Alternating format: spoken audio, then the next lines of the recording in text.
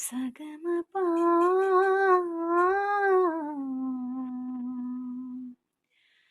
ಹೆಣ್ಣಾಗಿ ಹುಟ್ಟೋಕ್ಕಿಂತ ಮಣ್ಣಾಗಿ ಹುಟ್ಟಿದರೆ ಮಣ್ಣಿನ ಮ್ಯಾಲೊಂದು ಮರವಾಗಿ ಮಣ್ಣಿನ ಮ್ಯಾಲೊಂದು ಮರವಾಗಿ ಹುಟ್ಟಿದರೆ ಪುಣ್ಯವಂತರಿಗೆ ನೆರಳಾಗಿ ಪುಣ್ಯವಂತರಿಗೆ ನೆರಳಾಗಿ ಕಾಸಿಗೆ ಹೋಗಾಕೆ